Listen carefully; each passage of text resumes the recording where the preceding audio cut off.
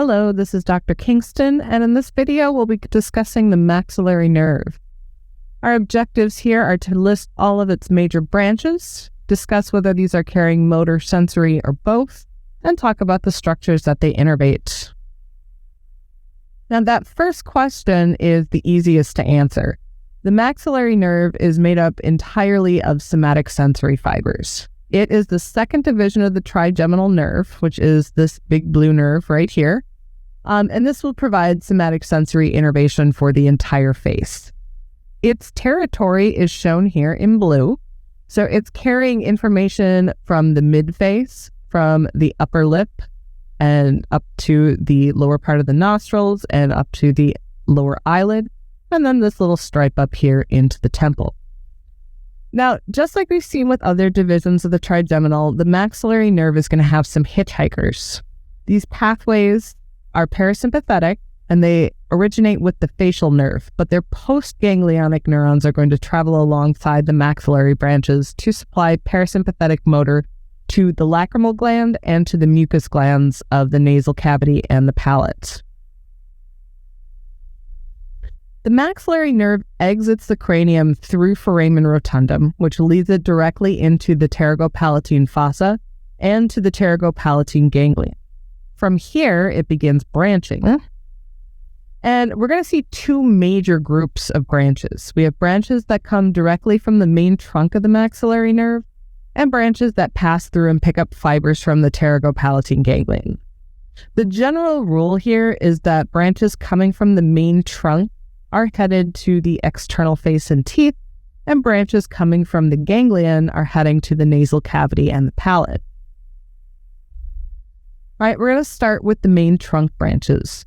The first of these that we'll name is the zygomatic nerve, and this is carrying somatic sensory innervation from the skin of the lateral cheek and anterior temple, and this also routes those hitchhiking parasympathetics up to the lacrimal gland. It has two terminal branches, the zygomaticofacial and zygomaticotemporal nerves, which unfortunately are not visible in this image, and if I'm being honest, they are not visible in any open source image that I was able to locate for this, but that's okay. We will continue on here. Also from the main trunk, we find the posterior superior alveolar nerves. Now, unlike the mandibular teeth, which were all innervated by the inferior alveolar nerve, the maxillary teeth get innervation from three different branches. All right, so the posterior superior alveolar branches enter into the maxilla here. They travel down to this alveolar plexus, where they participate in the superior dental plexus, and that will send out individual branches to each tooth. There we go. Fibers that come into that plexus from the posterior superior alveolar nerves go to our three maxillary molars. The bulk of the main trunk then is going to continue on into the orbit as the infraorbital nerve. It travels through that inferior orbital fissure onto the floor of the orbit, and then it heads back out through the infraorbital foramen onto the face. And on the face, it gives off small nasal, palpebral, and labial branches to the skin.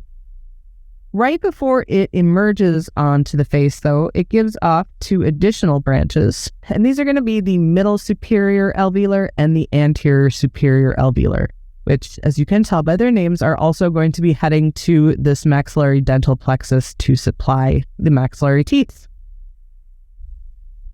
Now, these are very, very tiny nerves, and they run through the maxilla bone, but we can still make out their outlines when we shine a light through the maxillary sinus. These are both going to travel down to the superior dental plexus and get divvied up to go to individual teeth. The anterior superior alveolar ends up innervating the maxillary incisors and canines, and the middle goes to the premolars and overlaps a little bit with the posterior superior on the first molar. The rest of the nerves that we'll talk about here are branches from the pterygopalatine ganglion. So the nasopalatine nerve is the first of these, and it is one of those wonderfully named nerves that tells you exactly where it's going. So it's going to the nasal cavity and to the palate. To get into the nasal cavity, the nasopalatine nerve is going to pass through the sphenopalatine foramen on the medial wall of the pterygopalatine fossa. From there, it is going to jump over to the nasal septum and travel anteriorly and inferiorly toward the floor of the nasal cavity. Once it reaches there, it's going to tunnel through the hard palate to reach the oral surface, where it supplies the mucosa of the anterior palate, including the gingiva down here. Its territory can be a little bit variable, and there's definitely some overlap with the territory of the greater palatine nerve, but it usually extends back to about the canines. Also passing through that sphenopalatine foramen, we have the posterior nasal nerve, superior and inferior. Now, the superior comes in through the sphenopalatine foramen, and it splits into branches that go medially and laterally. So lateral goes to the concha, and medial goes to the septum. The inferior nerve is typically a branch of the greater palatine nerve, but may or may not come off the pterygopalatine ganglion on its own as well. So these split up innervation of the nasal mucosa between them. The inferior innervates the inferior septum and lateral walls, and the superior innervates the superior septum and lateral walls. All right. And those are lateral walls, again, including the concha and the ethmoid sinus. So the sphenopalatine foramen took us into the nasal cavity, and now we are going to travel inferiorly to the oral cavity. The greater and lesser palatine nerves travel through the greater palatine canal from the pterygopalatine fossa and then pass through the greater and lesser palatine foramina to get to the palate. All right, so greater palatine canal has two openings at its ends. Greater palatine foramen goes to the hard palate, lesser palatine foramen goes toward the soft palate.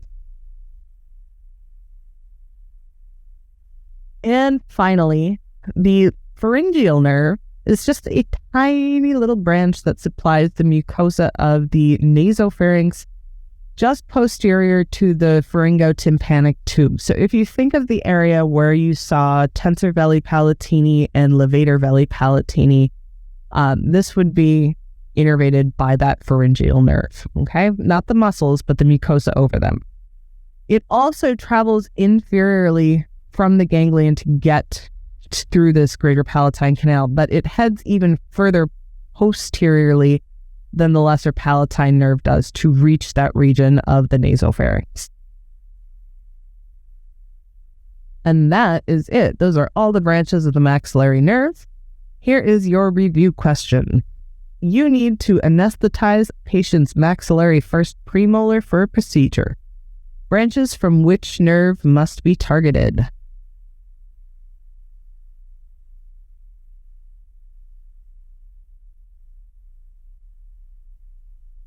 And the correct answer is B, the middle superior alveolar. All right, so we're looking for a maxillary first premolar. So we have incisor, canine, maxillary first premolar, and that is going to be innervated by the middle superior alveolar. And that is the end. Thanks for watching.